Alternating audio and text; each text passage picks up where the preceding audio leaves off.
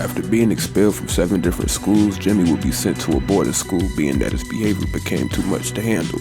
Even though he's fearless, this would later show his biggest weakness, which is him simply being an adolescent. The fact alone that his mother sent him to Bullworth shows how he's still a kid. When he arrives on campus, he would meet the chief executive at the school, to when we hear how Jimmy doesn't really respect authority or the world around him. Ah, yes. So you must be Hopkins. Now let me see.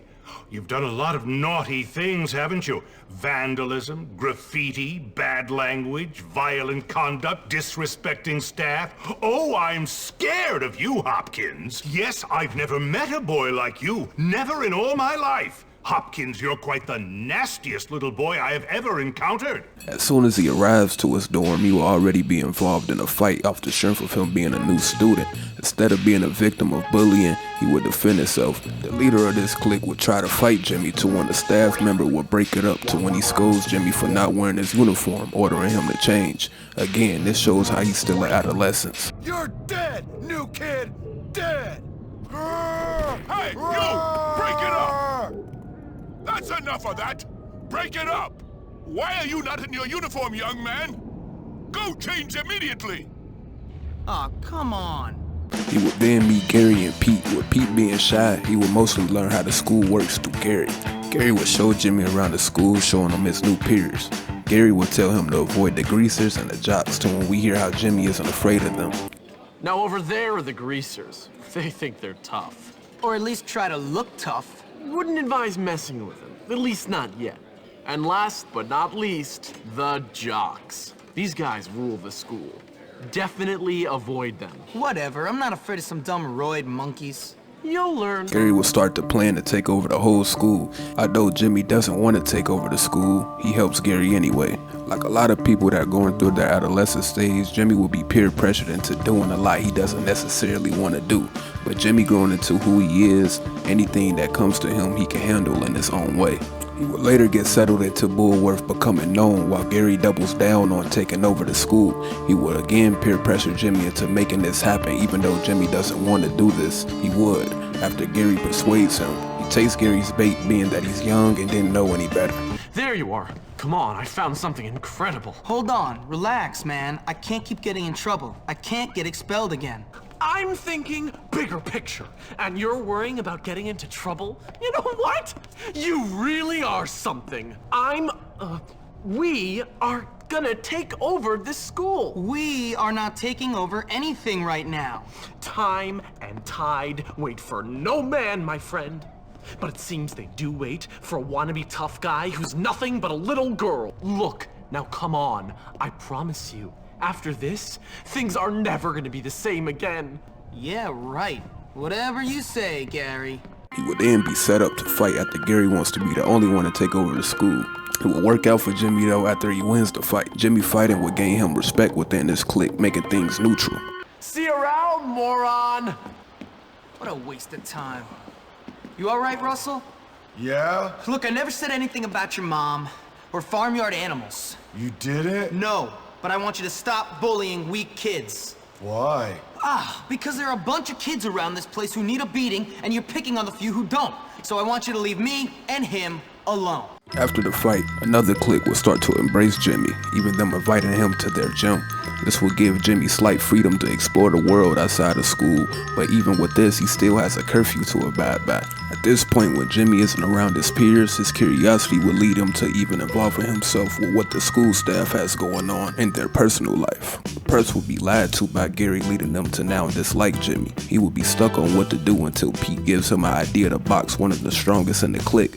His adolescent mind made him agree to this. Well, what have you tried so far? Random violence, widespread destruction, gratuitous sadism. No, that's not gonna work. No, what you gotta do is you gotta beat one of them publicly. You gotta prove to them you're better than their best man.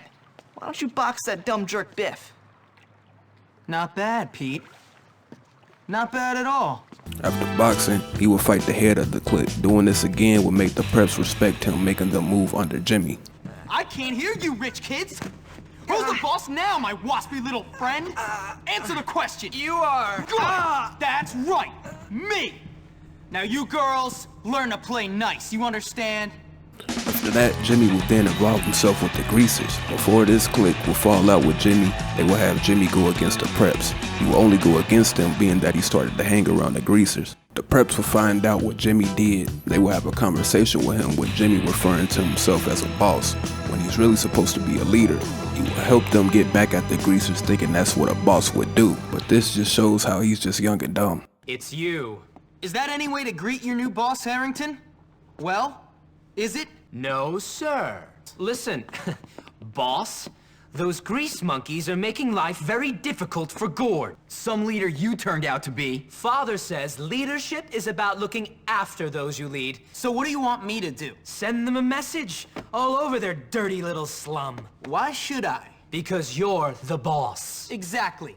I'm the boss, and I'll go send the message. The other reason of their fallout would simply be over a girl. Them being adolescents made sense for them to do this. Jimmy will again beat the leader to prove he's tougher. I'm in charge, you do what I say. All right, I give up. You can have her. Who? Lola, you win. She's yours. This has nothing to do with her, man. I don't care. You can keep that slut for yourself. What? You don't want her? Then why did you do this? Why'd you fight? Just to prove you're tougher than me? That's right. And don't you or your boys forget it. I'm tougher than you, so maybe now you'll stop bullying everyone. You work for me now. Oh, man. At this point, Jimmy is well known in Bullworth. This will cause him to start to be big-headed.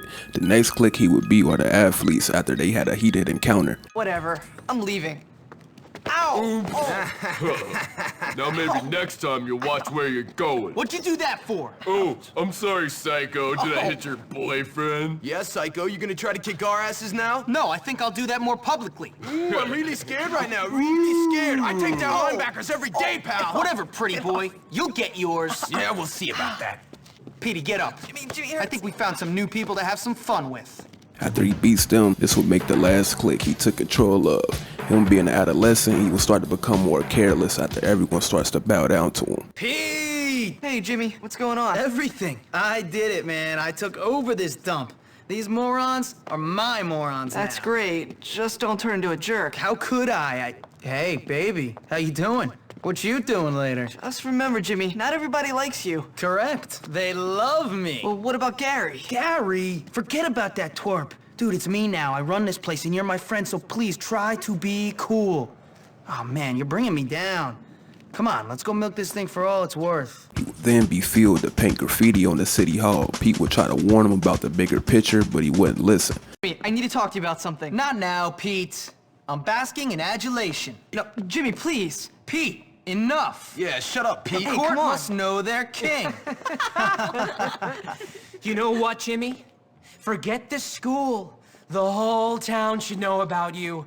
You're like the mayor. You should leave your mark on City Hall. Yeah, dude. Paint a warning. Yeah, that's a good idea. I'll show everyone who's boss. That's right, Jimmy. All right, you girls wait here. This is gonna be something they'll never forget. Wait, Jimmy, don't forget about Gary. Wait for me. By the time he gets back, everyone now dislikes him after Gary changed everyone's mind. I did it. That's great. Listen, we've got a problem. I'm the king, Petey, the king. Whatever. You're a king with a load of problems. I've only been gone a couple hours. What could have happened? All kinds of things. You remember that promise you made about restoring law and order and improving the school? Let's just say it ain't exactly coming true. Well, if anyone wants a fight, I'm right here. I think Gary must be behind it, but trust me, everyone wants a fight. Listen, I gotta go. I'll talk to you later. Oh, man. After that, the school and the cliques will start to fall apart, with everyone thinking Jimmy had something to do with their problems. Jimmy will find out who's responsible, but no one would care to listen, leading Jimmy not to know what to do. Things would get worse after Gary would tell the head of the school about Jimmy's City Hall fiasco. Jimmy being young, he stopped caring about Gary after he got popular, not seeing him as a threat anymore. But on top of him tagging City Hall, along with the head being manipulated by Gary, it would lead Jimmy into being expelled. Ah, Hopkins. Now, I'm not one to give in to popular sentiment, but in your case, I'm going to make an exception. Yes, you are without a doubt the least popular boy in the school right now. Coincidentally, it has also come to my attention that you are a filthy, dirty, foul-mouthed, awful little vandal. Yeah, well, we already knew that. Very droll. A comedian till the end. Well, you'll have to pursue your comedic talents elsewhere, boy. Bullworth is not for you. I'm not the one who's funny. You know what's funny? You. You're a joke, you old creep. You and your stuck-up, lame-ass school with its bullies and sex-pest teachers. This place is a dump, and you're a big-nosed freak. This school rewards losers and bullies. I just stand up to them. You painted obscene graffiti on the town hall, boy. I have it on good authority it was you. Oh yeah? Then who squealed? Tell me that. A commendable pupil did feel the need to tell me you were responsible for this outrage. Gary Smith! Look, I may have painted a few jokes on the town hall, but that kid likes to torture people. You are blind, old man, blind! And you are leaving. I tried to contact your mother, but she's still off on a cruise. Until I hear from her, I will have to let you stay here in your room. But you may not wear the school uniform or attend classes. Gotta be kidding You are me. leaving the academy to attend to your education elsewhere. Now get out! Whatever, man. Jimmy would be upset for the fact that Gary outsmarted him alongside everyone not respecting him anymore. Now everyone laughs at me. People used to be scared of me, and now I'm a joke. It was Gary. It must have been. I know. I can't deal with the fact that that kid beat me. Well, it ain't over yet. God, one minor setback and you're acting like a baby. I've been expelled. They're just waiting for my mother to come back from her 58th honeymoon, then I'm out of here. How is that a minor setback? Losers! We gotta prove Gary was behind everything. We don't even know if it was Gary. All we know is townie kids beat up a bunch of Bullworth kids. I mean, I don't even care anymore. Well, we've gotta find out what's going on. Come on! Okay, but if we're gonna take on those townies, we're gonna need a bunch of backup. Someone big who doesn't hate me yet. Russell! This would make him go to get the screw dropouts on his side to when he confirms that Gary manipulated them also. You had enough? You want some more? Come on, big guy. You still think messing with me is a good idea? No, no, no! Good. That's what I thought. Now, what made you think it was a good idea in the first place? Aw, man. I hate that school. My parents couldn't afford to send me there, and now I'm stuck in this dump of a town. Gary said we make them all pay. Wait a second. Gary? That backstabbing, two-faced sociopath put you up to this? Ah, I bet he said the two of you would take over the school or some crap. Hey, how'd you know? Because he told me the same garbage. Didn't do me any good either. Come on. You're gonna help me make him pay for his lies. Meanwhile, back at the school, it would be a riot after Gary swoops in. Now with the dropouts on his side, he would go to confront Gary. Gary would even point out his weakness during their battle, explaining how he's smarter than him. I tricked everyone, starting with you, the head, the loser kids in town, and the prefects. Me! I won! You did all my dirty work for me, Hopkins. You're like a puppet, only dumber. Why'd you do it, Gary? Because I can. Because making little people like you and the morons who run this place eat out of the palm of my hand feels great. But I never did anything to you. You would have if I'd given you the chance. Face it, I'm smarter than you. Oh, congratulations. You're smarter than me. You're dead. Whoa! After beating Gary, Jimmy tagging the city hall would be forgiven and the rest is history. Jimmy being outgoing and trying to stand up to bullies while still being a kid, partaking in festivities like Halloween, doing Christmas plays, on top of fighting something bigger than him, helping adults, shows why his biggest weakness is him being an adolescent.